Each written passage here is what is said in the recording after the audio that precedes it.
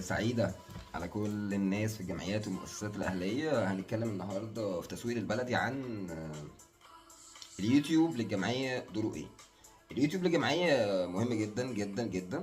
اليوتيوب هو المنصة الرقمية المرئية بتاعتك، هو القناة الخاصة بتاعتك. ما تستقلش ولا تستصغر حاجة انت بتصورها في شغلك التنموي او الخيري اللي انت بتعمله في المؤسسة عشان تنقله للمجتمع من خلال اليوتيوب. تعال نشوف اليوتيوب ده مهم ليه اصلا للجمعيه، وازاي انا ممكن اصلا اكسب منه فلوس. يعني انا هبتدي بالاول باللي انت عايزه، وبعد كده هقول لك ازاي تستخدم اليوتيوب عشان تحقق اللي انت عايزه بالمطلوب تعمله اصلا.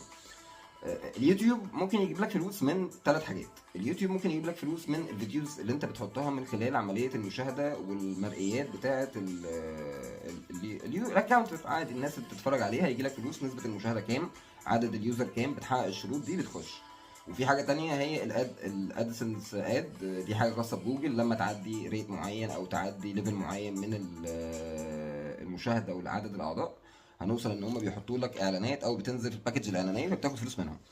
النوع الثالث الممبرشيب بقى. الممبرشيب دي انت بتعمل حاجه معينه سواء تعليميه او توعويه او انشطه عاديه، فهتلاقي في ناس عايزه تشترك معاك ان شاء الله بدولار في الشهر، يعني مش في السنه، عادي جدا. هو دخل معاك. ده اللي اسمه انباوند ماركتنج. ده حاجه مهمه جدا لازم تعملها.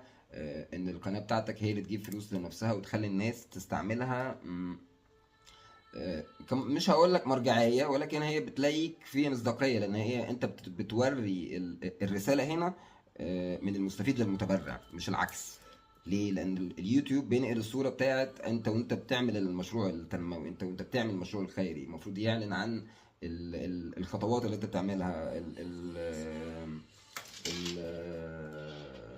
المفروض اليوتيوب بينقل الصورة الحقيقية بلا تجميل، فبيدي التراست والثقة عند العميل. بعد كده حاجة تانية مهمة جدا، اليوتيوب دي حاجة عالمية مش حاجة لوكال. اليوتيوب انت لما بتحط حاجة على اليوتيوب كل العالم ينفع يشوفها، مش عالم واحد، مش مصر بس، كل الناس بتشوفها.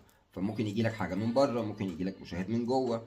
اعمل حاجات صغيرة. انت داخل على رمضان، خلي رمضان هو بداية الدنيا بتاعت العملية الرقمية بتاعتك. أسس القناة اليوتيوب بتاعتك. ابتدي اعمل فيديوز صغيره عن التعريف بالجمعيه وانشطتها. ابتدي اعمل برامج توعويه، ان شاء الله حتى تعمل حاجه للاطفال الصبح، حاجه للاطفال بعد الظهر، حاجه للامهات العصر، اي حاجه، اعمل اي حاجه خلي الناس تتفرج عليها. فده تعملها ازاي؟ اما تشوف الناس محتاجه ايه.